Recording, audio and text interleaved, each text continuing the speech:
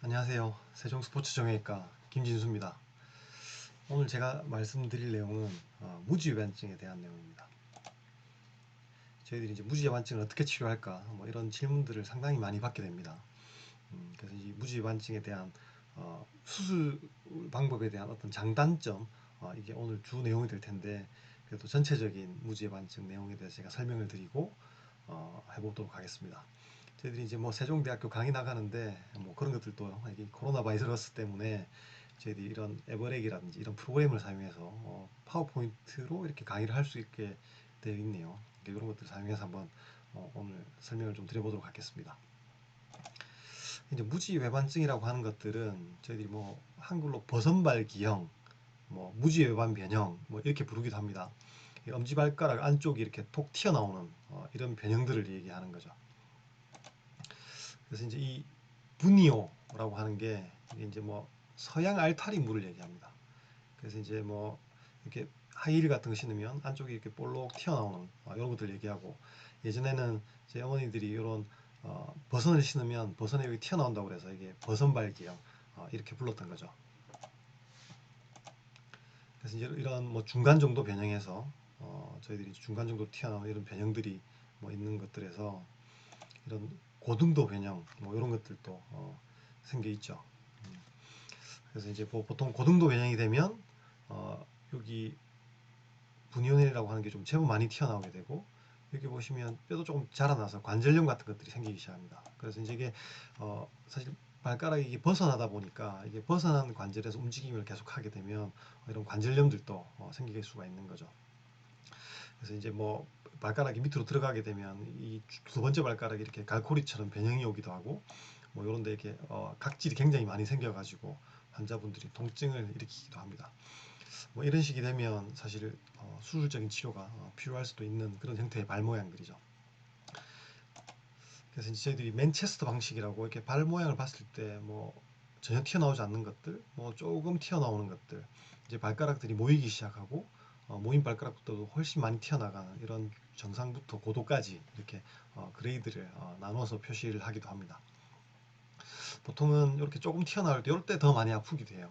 발가락들이 튀어나올 때 좀 더 환자분들이 통증을 많이 느끼니까 이때 무조건 수술이 필요하다기보다는 통증을 조절하는 것들이 좀 더 첫 번째가 되고, 좀 더 이게 진행했을 때 관절염으로 가게 되거나 혹은 여러 가지 다른 합병증들이 발생할 경우가 사실은 무지외반증의 정형외과적인 어떤 수술이 필요한 것들에 대한 내용들이 되는 거죠. 그래서 보통 이 무지외반증의 증상은 이 튀어나온 부위가 신발에 부딪혀가지고 염증을 일으켜서 통증을 발생시키는 것, 이게 이제 주 증상이 되게 됩니다. 보통은 중년 여성 때 많은 증상들이 발생을 하게 되죠. 나이가 들면은 좀 더 심하게 되고, 아까와 같이 갈고리 변형이 생기면서 굳은살이 생기게 되죠. 이런 굳은살 같은 것들이 생기는 것, 혹은 발가락 사이에 뭐 궤양 같은 것들이 생기는 것, 이런 것들이 사실은 수술의 적응증이 됩니다. 이제 보통 가장 많은 원인들은 이 후천적인 하이힐이 아니라 사실은 유전이죠, 유전. 거의 많은 사람들이 어머니, 할머니가 혹은 없다고 하더라도 그 전에 이제 가족들이 사실은 유전적으로 무지의 반치를 가지고 있었던 사람들에서 더 훨씬 더 많은 빈도로 생기게 됩니다. 근데 후천적인 것들은 이런 힐이라든지 뾰족한 신발들을 신게 되면 아무래도 압력이 앞쪽으로 쏠리고 발 모양이 그렇게 변형이 될 수가 있겠죠. 그래서 이제 뭐 치료는 뭐 저희들이 막 상당히 많이 알고 있죠. 뭐 당연히 자극을 가지 않게 하는 편안한 신발을 신으면 되고, 보통 평발이 먼저인지 무지반증이 먼저인지 모릅니다. 근데 이제 이런 것들을 좀 교정할 수 있는 깔창을 깔아본다든지 아니면 발가락에 끼우는 교정기 같은 것들을 끼워 볼 수 있죠. 이런 것들이 증상을 좀 일부 완화를 시킬 수 있습니다. 그리고 이제 튀어나올 때 좀 아플 경우에는 진통소염제를 복용하는 것도 도움이 되죠. 염증을 좀 적게 만들고 통증을 줄여주기 때문에 사실 진통소염제만으로도 상당한 통증의 해소가 일어나서 일상생활을 하는데 지장이 없게 되는 경우가 굉장히 많습니다. 그럼 수술은 이제 어떤 때 해야 되는가? 뭐 이런 것들이 굉장히 궁금한 질문이죠. 좀 약간 원론적일 수는 있지만 첫 번째는 그렇습니다. 비수술적 치료의 실패가 이런 수술을 결정하게 되는 거죠. 이런 것들 저런 것들 다 해보고 신발을 저는 교정해 봤는데도 아파요. 운동화를 신는데도 일상생활을 할 때 너무 아픕니다. 뭐 일주일에 뭐 3일에 4일 정도는 아파서 너무 불편합니다. 뭐 이런 일들이 있는 것들이죠. 그래서 환자의 통증이라든지 이런 변형의 정도 뭐 이런 것들에 따라 결정합니다. 사실 변형이 너무 심해지면서 아까 좀 얘기 드렸지만 이게 관절염으로 진행할 가능성들이 굉장히 높고 통증을 동반하는 경우에는 사실 저희들이 수술을 하게 되는 경우들이 더 많습니다. 두 번째 발가락에 변형이 생기게 되면 이런 것들도 수술을 하는 것들이 좀 나은 경우가 있고, 발가락 사이가 눌려서 상처가 생기는 경우, 그리고 솔직히 이제 뭐 이게 여성분들이 미용 성형적인 목적, 이것도 수술에 사실 적응증이 되죠. 지금 이제 누가 발 모양이 너무 못생겨가지고 이게 이제 한이 되는 사람들도 있어요. 제가 이제 수술했던 가장 나이 많은 분이 90세였거든. 90세 할머니. 근데 할머니가 이게 자기 한이었대. 평생의 한. 발이 너무 못생겨가지고. 그래서 이제 아들한테 쪼아가지고 자기는 그렇게 아프지만 수술을 하겠다라고 해서 이제 수술을 해드린 적이 한 명 있는데, 그 할머니는 너무너무 좋아하셨어요. 그래서 이제 사실 이제 뭐 저희들은 정형외과긴 하지만 어떤 성형적인 목적들도 가질 수 있다라고 얘기를 할 수 있습니다. 그리고 한 번씩 보면 저는 구두를 꼭 신어야 해요. 뭐 이런 이야기를 하시는 여성분들도 있습니다. 뭐 이제 여러 가지 직업적인 목적, 어떤 뭐 어디 나가서 행사를 해야 될 때 힐을 신어야 되는 이런 직업들이 있더라고요, 보니까. 그래서 그런 경우들은 사실 수술적인 치료가 필요하다고 생각이 됩니다. 이제 수술 방법은 당연히 돌출된 부위를 뼈를 깎아내고 배형된 발가락을 절골을 하는 거죠. 뼈를 이제 잘라서 돌리는 수술입니다. 절골, 그래서 정상 위로 교정하는 교정 수술, 뭐 이렇게 되는 거죠. 절골 예를 반대말로 하면 뭐냐면 골절이죠. 제가 이제 환자들한테 막 설명을 많이 합니다. 이거는 뼈를 부러뜨리는 수술입니다. 근데 부러뜨렸다가 바로 저희들이 그걸 고정을 해버리는 수술이죠. 그래서 사실 회복하는데 필요한 시간은 발가락이, 엄지발가락이 부러졌다가 낫는 정도예요. 근데 그래도 다행히 저희들이 바로 고정을 해서 부러진 것들을 당일날 바로 수술을 해버리는 그런 형태가 되는 거죠. 그러면 이게 이제 하루 이틀 만에 나을까요? 그렇진 않겠죠. 이런 것들이 사실 우리가 발가락이 부러졌다가 붙으려면 최소한 뭐 한 달에서 한 달 반은 지나야지 적절한 그 뼈 진이 나와서 좀 붙어주고, 사실은 수개월이 지나야지 부종들이 빠지게 되고 발가락 각도 운동들을 충분히 해줘야지만 이런 것들이 좋은 결과 회복되는 것들을 볼 수가 있습니다.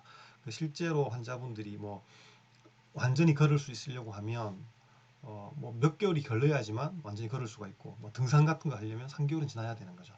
그래서 어떤 환자들이 수술의 결과를 막 단기적인 것들을 많이 물어볼 때가 있어요. 뭐 며칠 입원하면 되나요? 혹은 뭐 상처가 어떻나요? 이런 질문이 많지만 실제 원론적으로는 우리가 절골한 수술을 한 것들이기 때문에 실제 회복되는 데까지 시간은 부러진 다음에 회복하는 시간이 필요하다라고 하는 겁니다. 그래서 이제 오늘 이제 주로 얘기할 것들 막 서론이 길었는데요. 오늘 얘기할 것들은 수술 방법의 장단점을 얘기하겠습니다. 무지외반증 어떤 수술 방법이 좋을까? 장단점에 대해서 제가 얘기를 한번 드려볼게요.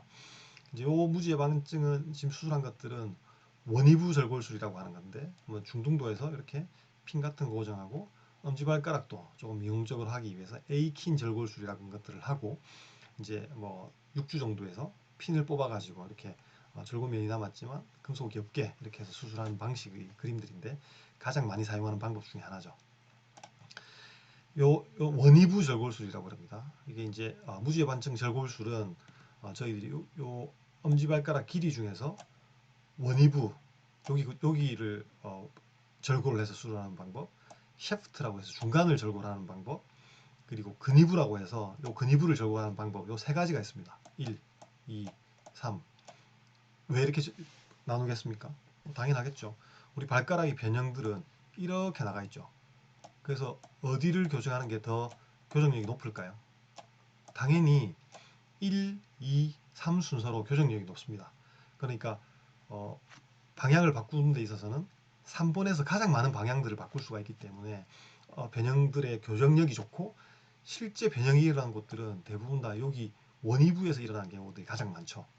그래서 실제 발 모양을 교정하는 강도라든지 미용적인 측면이라든지 이런 것들을 보면은 근입으로 오는 것들 3번으로 오면 올수록 사실 미용적, 교정력 뭐 이런 것들이 좀 더 우수하다 그렇게 생각하실 수가 있겠습니다.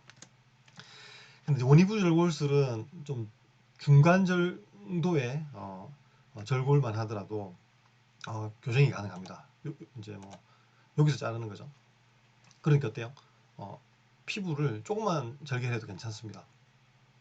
근데 이제 고정을 하는 방법들은 이런 핀이라든지 아니면 바이오핀이라든지 뭐 스크류라든지 혹은 일부는 금속판을 사용하는데 이런 고정 방법들에 따라서 이제 고정력이 평가가 되는데 보통 수술한 직후에 그 교정력을 유지하는 데는 약간 중간 정도 단계입니다. 수술 후에 이 원위부 골편들이 조금 움직이는 것들이 상당히 많이 보고가 되고 있고 교정력이 중간 정도고 뼈하고 닿는 부위가 좀 많지는 않기 때문에 고정력이 좀 약하죠.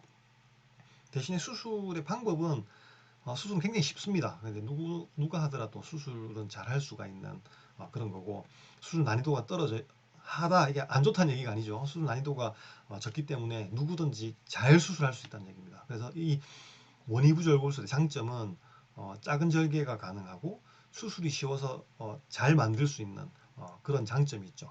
그러니까 뭐 그런 게 좋겠죠. 어, 중간 정도의 무죄 반증, 고도 막 심한 거 말고 중간 정도의 무죄 반증이 굉장히 좋은 수술 방법들이 될 겁니다. 그 절개는 요 정도. 뭐 일부에 따라서는 요 연부 조직을 조금 잘라가지고 좀 더 많이 돌리거나 이게 부드럽게 교정을 하기 위해서 피부 절개는 요 정도 넣게 됩니다. 그래서 이런 것들을 좀 이제 최근에는 저희들이 채소 절개 방법으로 이렇게 수술하는 방법들도 요새 많이 나오고 있죠.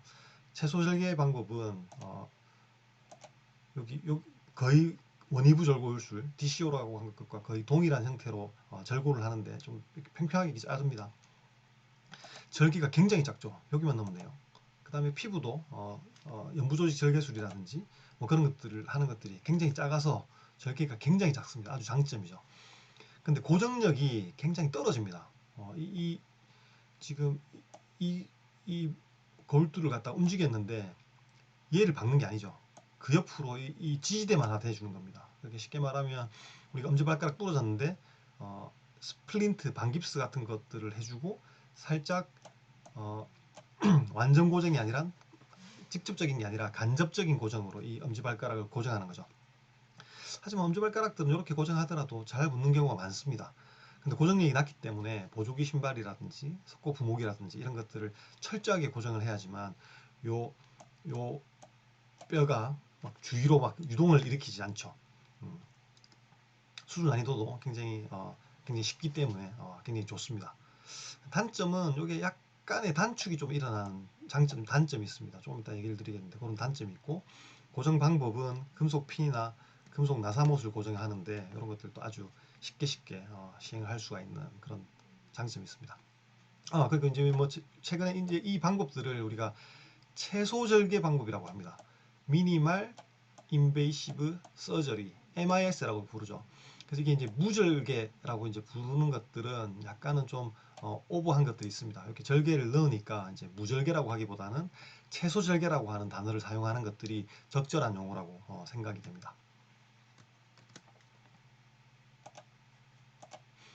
그래서 이제 뭐 아까 방금 전에 설명을 드렸던 방식은 셀이라고 해서 절개를 일자로 넣는 방식인데 이제 최근에는 이제 이 미카라고 그래가지고 이렇게 쉐브론 방식, C자 방식으로 이제 절개를 하는 것들이 좀 더 단단한 고정력을 가질 수 있다. 이렇게 이야기를 하고 있고 이런 방식들을 사용합니다.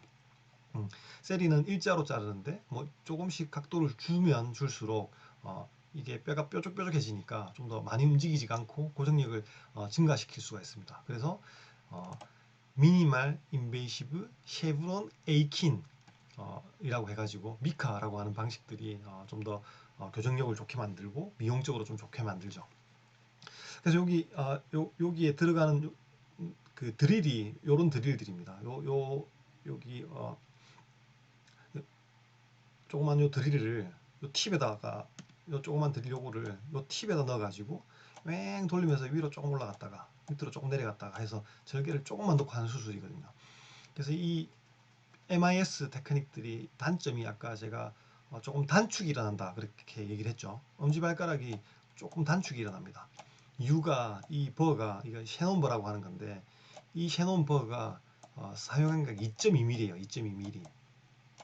2.2mm다 보니까 최소한 2.2mm 이상의 단축이 일어나죠. 저희들이 보통 일반적으로 개방성으로 사용하는 소우들은 1mm 정도의 두께를 가지고 있거든요. 그래서 이제 뭐 2.2mm 약간 우리가 여기서 조금 벌을 맹맹거리 버리면 3mm 이상의 단축이 일어나게 됩니다. 그래서 저는 개인적으로 엄지발가락이 조금 짧은 사람들한테는 이 MIS 방법, 채소 절개 방법들을 사용하지 않는 것들이 더 낫겠다라고 생각을 하고 있고 최근 논문에도 스카프 절골술에 비해서 이 MIS 방식들이 합병증률이 조금 더 높은 걸로 이렇게 보고가 되고 있습니다. 그래서 이제 요 미카 방식들은 뭐 이렇게 이제 수술을 하게 됩니다. 아까 세리 방식은 좀 간접적이라고 했다면 이 미카들은 그걸 막으려고 요 절골물들을 뼈를 두 개를 다 뚫고 이렇게 스크류를 박아버리죠. 그래서 좀 더 단단한 절골 고정력을 가지는 수술 방식들이 미카라고 해서 이렇게 재현을 시키고 있습니다. 그 세리보다는 미카 방식이 좀 더 고정력이 좀 더 강하고 역시나 작은 절개를 이용해서 할 수가 있습니다. 그래서 이제 고정력은 조금 이제 증가를 시킨 거죠. 하지만 이 미카든 세리든 채소 절개 방식 이런 것들은 약간의 단축이 있으니까 발가락 절골을 할 때는 이 발가락 길이를 잘 보고 이 발가락 길이가 너무 짧아지면 아무래도 이 체중 부하가 엄지발가락에서 두 번째로 넘어가기 때문에 두 번째 발가락 밑에 조금 아플 수가 있어요. 통증이. 그리고 두 번째 발가락이 긴 사람들은 발가락이 좀 두 번째가 길어지는 그런 단점이 있죠. 그래서 이 환자도 지금 보면 여기 두 번째 발가락을 좀 줄여준 그런 케이스가 됩니다. 그래서 이런 추가적인 수식들이 좀 필요할 수가 있죠. 근데 수술의 난이도는 조금 더 어려워집니다. 세리보다는. 그리고 이제 요런 이제 단단한 고정을 하기 위해서 이제 스크류들이 좀 필요한데 약간 완전 전용 스크류는 아직 국내에는 없어가지고 저희들이 뭐 다른 스크류들을 사용해가지고 고정을 하고 있습니다.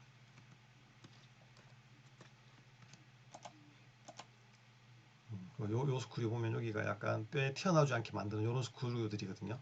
근데 이런 것들이 아직 들어와 있지는 않아요. 그래도 뭐 준용할 수 있는 것들이 있으니까 이런 세리 혹은 미카 이런 채소 절개 방식들의 수술 방식들도 사용할 수가 있습니다. 이제 제가 뭐 제일 좋아하는 방식은 스카프 절골술과 에이킨 절골술을 동시에 시행하는 겁니다. 이게 이제 중간 정도에서부터 고등도의 교정이 가능하죠.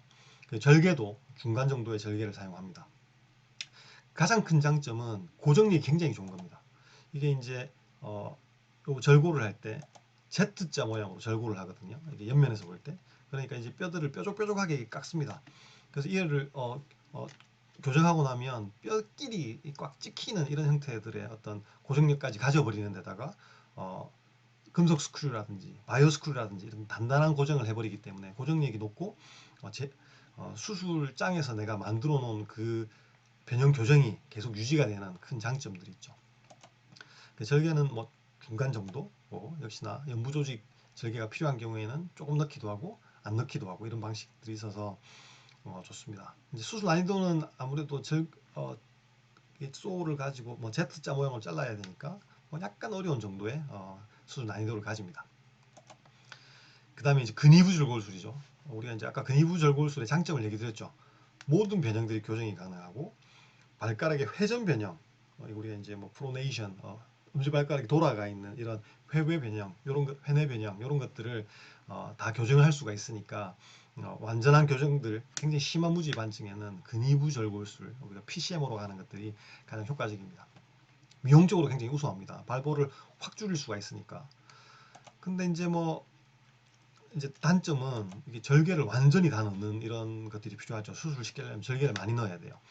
보통 이렇게 심한 경우에는 연부조질 해리술이 필요하기 때문에 여기 피부 절개를 넣기도 하죠. 근데 이제 뭐 최근에는 요 피부 절개를 넣지 않고 하는 방식들을 많이 고안해서 이 중간 부위를 피부 절개를 하는 경우들은 재수술을 하는 경우를 제외하고는 굉장히 적어졌습니다. 고정력은 아무래도 근위부에서 절골을 하다 보니까 이걸 아무리 잘 잡아주더라고 하더라도 고정력은 중간 정도가 됩니다. 그래서 수술을 해도 보조기 신발이라든지 이런 것들을 잘 신어야 되죠. 수술 난이도는 역시나 약간 어렵습니다. 왜냐하면 이게 근위부에서 절골을 하기 때문에 움직이는 것들이 조금만 움직여도 이 골두 쪽에서는 이게 상당히 많은 변화들이 생기게 됩니다. 그래서 이제 이게 아래 위로 움직이거나 뭐 좌우로 움직이거나 뭐 이런 것들이 생길 수가 있기 때문에 수술 난이도는 조금 어렵죠. 고정은 이제 옛날에 핀을 많이 썼는데 지금은 이런 스크류들을 쓰면서 굉장히 고정력을 상당히 증가를 시켰습니다.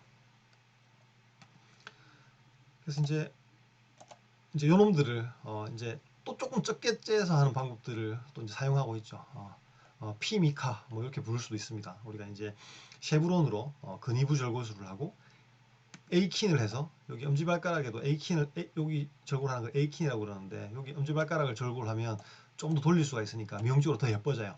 그래서 이걸 이제 우리 A킨이라고 하니까 피미카 조금씩 작게 절개해서 하는 방법들을 사용하면 전체 절개가 필요 없으니까 좀 더 고등도 교정도 가능하고 미용적으로도 우수하고 이런 방식들의 수술도 선택을 할 수가 있죠. 수술 전후 사진입니다. 이렇게 이제 뭐 로만 형태의 발가락이고 엄지발가락의 길이가 조금 더 길고 분이음만 톡 튀어나온 이런 것들은 수술하면 거의 뭐 이렇게 스퀘어 쉐입 발 모양을 예쁘게 만들 수가 있습니다. 그래서 요 재밌는 그림을 그려놨는데요. 뭐 제가 뭐 호박같이 생길 수도 있지만 이게 사실 이제 호박줄 끈다고 수박되냐 뭐 이런 얘기 많이 하죠. 사실은 수술 전에 발 모양이 너무 안 예쁘면 이걸 완벽하게 만들긴 힘듭니다 사실. 그래서 이제 중등도 정도의 무지의 반증일 때 수술을 하면 굉장히 교정력도 좋고 또 그리고 이제 나이가 조금 너무 많지 않을 때 하면 골다공증도 적기 때문에 수술의 효과라든지 고정력도 좋아가지고 수술의 결과들이 좀 더 좋습니다. 그래서 너무 심한 변형이 생기기 전에 수술하는 것들을 조금은 추천을 드립니다. 이제 수술을 하는 마취 방법은 신경 차단술을 해서 하죠. 뭐 척추 마취나 이런 것들보다는 허벅지에 주사 한 대 맞으면 거의 10시간에서 뭐 진짜 오래 가면 하루 동안 통증이 거의 없습니다. 그래서 이제 수술 중에도 통증 없이 하고 보통 수면 유도제 맞으면 한숨 자고 나면 수술이 끝나게 되죠. 평균 한 3, 40분 정도 수술이 시간을 요구하게 됩니다. 이제 무통 주사까지 맞으면 한 3일까지는 통증이 전혀 없죠. 그래서 진짜 막 환자들이 수술할 때 너무 겁내하거나 수술 중 후 뭐 통증이 너무 심하거나 이런 일들은 지금은 일어나진 않습니다. 뭐 저희 병원에서는 사실 이제 뭐 이전 병원에서는 제가 이런 마취를 다 해야 되죠. 뭐 이런 마취를 하지 않으니까. 근데 저희 병원에서는 마취과 선생님이 이 신경 차단술을 너무 잘해주세요. 그래서 좀 좋습니다. 옛날에는 제가 마취하고 수술하고 막 이렇게 막 복잡했거든요. 막 뭐 내려가야 되고 어디 마취하러 가야 되고 이랬었는데 지금은 마취과 선생님이 이런 신경 차단술을 잘해주시니까 저는 수술에만 이렇게 집중할 수 있어서 좀 더 뭐 저희 병원의 자랑이라면 자랑일 수 있겠습니다. 수술 후 처치는 보통 이제 한 3일째부터 보조기 신발을 착용하고 뒤꿈치를 걸을 수가 있으니까 보통 퇴원을 하죠. 뭐 급하면 다음날 가기도 하는데 사실 절골술, 골절이 된 거죠. 상당한 통증들이 2, 3일째까지 있습니다. 우리가 마약성 진통제 같은 것들을 먹이면 통증을 상당히 많이 감소시킬 수는 있죠. 어쨌든 보통 한 3, 4일 정도에 완전히 부종은 있겠지만 출혈이 완전히 멎어서 우리가 꺼즈를 뗐을 때 피가 나지 않는 이런 정도의 상태가 되면 퇴원이 충분히 가능합니다. 그리고 좀 여기 보면 이렇게 좀 깔끔하죠. 좀 보면 수술한 줄 알지만 충분히 신발 대용으로 사용할 수 있는 이런 딱딱한 바닥의 신발들을 신겨가지고 우선은 뒤꿈치로 보행을 하면서 이제 퇴원을 할 수가 있습니다.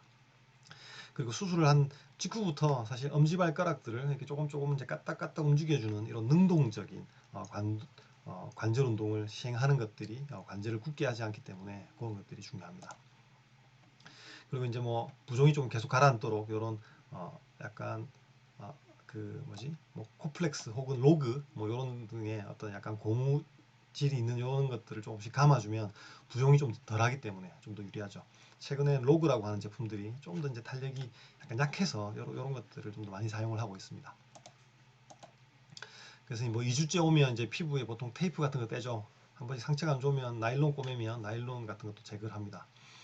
보통 2주째부터는 이렇게 셀프로 이제 발가락 운동을 하죠. 살짝 앉아가지고 이렇게 엄지발가락 살짝 굽혔다 폈다 이런 것들을 가볍게 통증이 많지 않은 범위에서 하고 이게 엄지발가락 가위가위보 같이 아래 위로 움직이는 이런 운동들을 셀프로 시행하는 것들이 좋습니다. 빨리 회복을 하죠. 조금 아프다고 할 수 있어요. 보통 수술 방식에 따라서 고정력에 따라서 고정이 단단하면 이런 것들이 아프지 않지만 고정이 조금 약할 경우에는 통증이 생길 수가 있습니다. 통증이 있는 경우에는 이런 운동들을 많이 하진 않습니다. 뼈가 좀 더 붙은 다음에 좀 더 이런 것들을 시행하게 되죠. 그래서 보통 이제 이후경과는 금속핀이 제거가 필요한 경우는 보통 제거를 하게 되고 저는 보통 금속핀을 제거하는 수술 많이 하진 않습니다. 대부분 다 핀을 뼛속에 박게 되거나 아니면 바이오 스크류 같은 것들을 쓰기 때문에 일부에서만 금속핀이 제거가 필요하죠.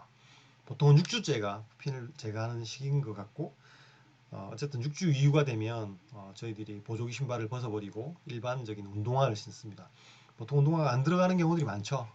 뭐 저희들이 이제 발가락 부러지고 나면 한 6주에 완전히 운동화를 신는 경우들은 한 3, 40% 정도 같습니다. 이제 그 이후에 부종이 다 빠지면 이제 운동화를 신고 다니죠. 구두 언제 신을 수 있습니까? 물어보죠. 저희들 한 6개월 정도에 신을 수 있다라고 얘기를 하고 있고 하이힐이라든지 3cm 이상 그 다음에 앞이 뾰족한 굽의 구두 이런 것들은 좀 권장하진 않습니다.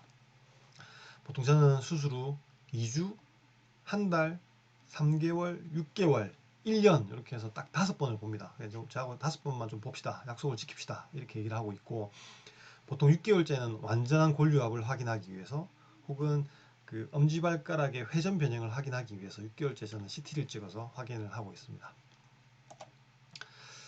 그래서 이제 뭐 거의 이제 마지막 슬라이드 다가와가고 있는데요. 이제 뭐 제가 발표한 이제 저널에 의하면 무지반증 수술한 사람들한테 이게 설문을 좀 했었어요.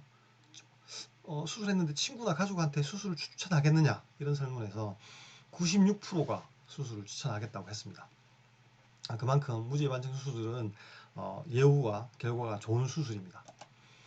그리고 제가 이제 좀 이게 2014년도 추계 발표했던 내용들인데 좀 미용적인 측면 연구도 했었죠. 환자분들이 이 두 번째 발가락이 긴 것들을 굉장히 싫어합니다.